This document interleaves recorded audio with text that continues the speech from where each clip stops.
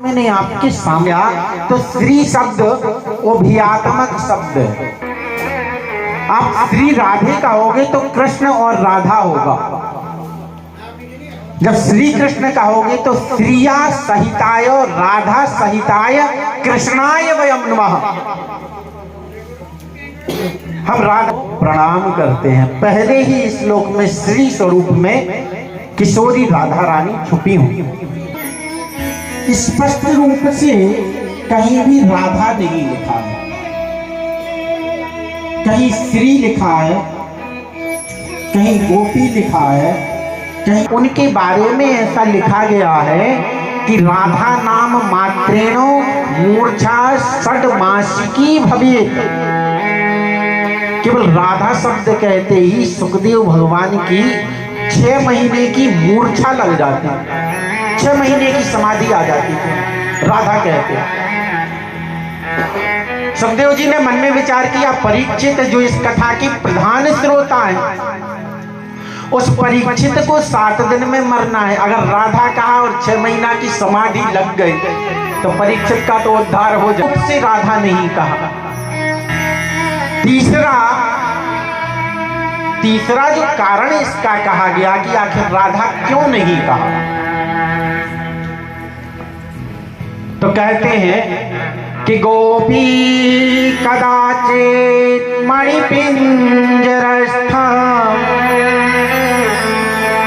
सुखम बचो वाचयितुम मुरारे नाथेति नामा। गोपी मतलब राधा रानी एक दिन क्या करती है कि अपने जो मणियों से बना हुआ, मौक्तिक से बना हुआ जो पिंजरा है ना, उस पिंजरे में बैठे हुए सुख को पढ़ाती हैं। और सुख को पढ़ाते हुए क्या कहती हैं? वो कहती हैं, अरे सुख, श्री कृष्ण तुम्हारी वो तू का उपदेश उस सुख को दिया। अब वो जो सुख है उसको गुरु आज्ञा क्या मिली है कि राधा ने स्वयं ने कहा ना, आदेश दिया है कि तू कृष्ण कृष्ण कहना, राधा नहीं। इसलिए वही जो मणियों के पिंजरे में पाला हुआ सुख है, वही सुख जब पृथ्वी पर आया तो उसने उस गुरु उपदेश को जो आज्ञा हुई थी तो कृष्ण भक्ति का प्रचार करना है, इसलिए उसने कृष्ण कृष्ण कहा, ना कि राधा। चौथा कारण,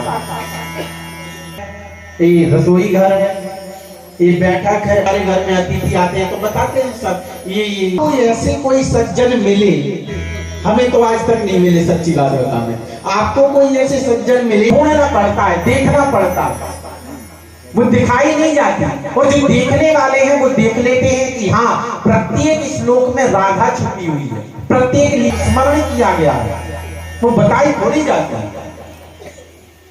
इसलिए स्पष्ट रूप से उस राधा नाम के मौक्तिक को, उस मणि को स्पष्ट रूप से राधा कहीं भी नहीं लिखा।